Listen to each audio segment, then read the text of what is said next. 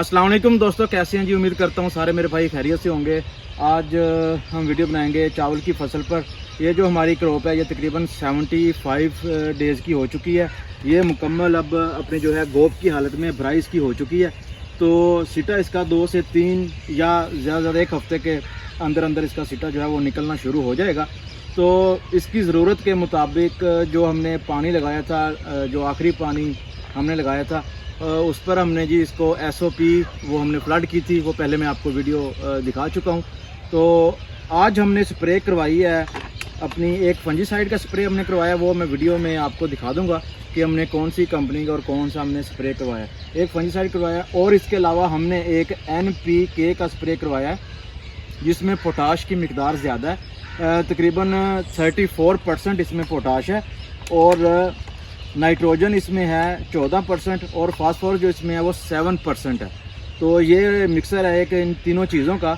ये हमने आज मिक्स करके फंजीसाइड जो है हमारी उसका और ये NPK का ये हमने मिक्स करके ये स्प्रे करवाया।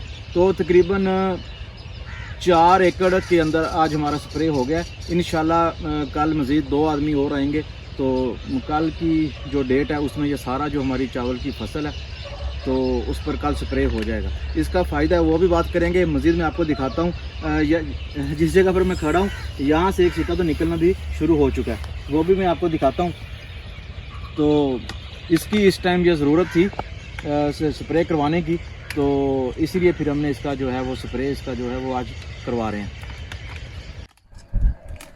NPK फोलियर ये 1 kg की पैकिंग है 1 एकड़ के लिए, और साथ इसके जो ये फंजीसाइड है ये इस्तेमाल कर रहे हैं। 1 एकड़ का ये हम तैयार कर रहे हैं। 100 लीटर पानी में हम इस्तेमाल करेंगे। 4 टैंकी हमारी लगेंगी, जैसा कि आपको नज़र आ रही है। ये हमारी 25 लीटर वाली जो है टैंकी है ये हमारी। तो धान की फसल का जो है सिटा निकलने के करीब है। टेम्परेचर अभी बहुत हाई है, तकरीबन हमारे इस जगह पर 38 के करीब है। जैसा कि आप भाइयों को सबको पता होगा कि 35 से 33 35 ये चाहिए होता है। बाकी अल्लाह बेहतर करेगा। जब धान नसारे पर होता है तो पानी की से कमी नहीं देनी चाहिए। हम तकरीबन अब इसे 4 दिन के बाद पानी लगा रहे हैं, क्योंकि टेम्परेचर अभी हाई है, गोब की हालत में है। तो 4 दिन के वक्फे बाद हम लगा रहे हैं पानी। तकरीबन 4 पानी हम ऐसे लगाएंगे, उसके बाद फिर हम तकरीबन 7 दिन के बाद इसे पानी लगाया करेंगे।